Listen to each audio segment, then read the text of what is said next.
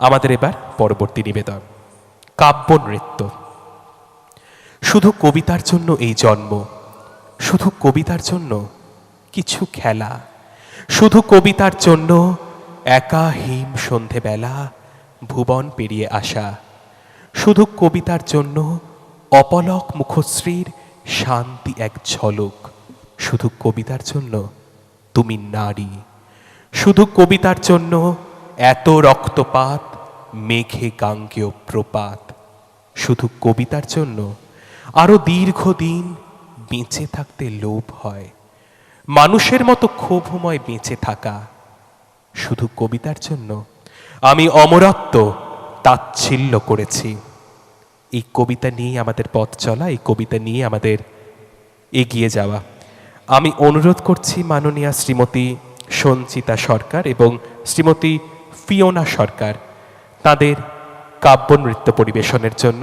এবং এই আনন্দধারার মধ্যে চলুন এই কাব্য নৃত্যের মাধ্যমে একটু প্রত্যেকেই আমরা আনন্দ করে নিই, আমরা আনন্দ উপভোগ করে নিই। মঞ্চে শ্রীমতী সঞ্চিতা সরকার এবং শ্রীমতী ফিওনা সরকার। নমস্কার।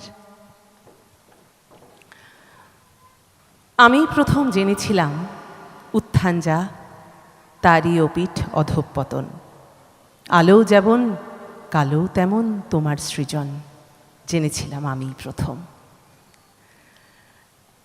আলো এবং কালো এই নিয়েই আমাদের সংসার। তাই আজ এই আলোর অনুষ্ঠান আনন্দধারায়, আলোর সাথে সাথে কালোকেও একটু আনন্দের সাথে বরণ করে নিই।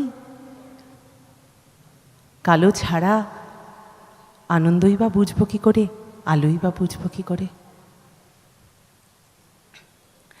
একটি কবিতা, শঙ্খ ঘোষের অতি পরিচিত একটি কবিতা, বাবু মশাই, নৃত্যের সঙ্গে নিবেদন। সে ছিল একদিন আমাদের যৌবনে কলকাতা, বেঁচেছিলাম বলেই সবার কিনেছিলাম মাথা। আর তাছাড়া ভাই আমরা সবাই জেনেছিলাম হবে নতুন সমাজ চোখের সামনে বিপ্লবে বিপ্লবে যাবে খোল্ললিচা, পাল্টে বিচার করবে নিচু জনে। কিন্তু সেদিন খুব কাছে নয়, জানেন সেটা মনে মিত্র বাবু মশাই বিষয়ে আশয় বাড়িয়ে যান। তাই মাঝে মধ্যে ভাবেন তাদের নুনান্তে পান, তাই নিত্য ফুরোয় যাদের সাদাল্লাধের শেষতলানিটুকু চিরটাকাল রাখবে তাদের পায়ের তলার কুকুর। সেটা হয় না বাবা বলেই থাবা বাড়ান যতেক বাবু। কার ভাগে কি কম পড়ে যায় ভাবতে থাকেন ভাবুক। অমনি দুচোখ বেয়ে অলপ পেয়ে ঝরে জলের ধারা, বলেন বাবু হা বিপ্লবের সব মাটি সাহারা। কুমির কাঁদতে থাকে আয় আমাকে নামা বলে, কিন্তু বাপু আর যাব না চড়াতে জঙ্গলে। আমরা ঢের বুঝেছি খেদি পেঁচি নামের এসব আদর, সামনে গেলেই ভরবে মুখে প্রাণ ভরে তাই সাধো। তুমি সে বন্ধু না যে বধু না জলে হাজার চোখে দেখতে পাবে তাকে, সে কি যেমন তেমন লোকে। তাই সব অমাত্য পাত্র মিত্র এই বিলাপেই খুশি, শরীখানাই কেবল সত্য আর তো সবই ভূষি। ছিছি হাই বেচারা শুনুন যারা মস্ত পরিত্রাতা, এ কলকাতার মধ্যে আছে আর একটা কলকাতা। হেঁটে দেখতে শিখুন ঝরছে কিখন দিনে রাতের মাথায়। আরেকটা কলকাতায় সাহেব বাবু মশাই। অনেক ধন্যবাদ।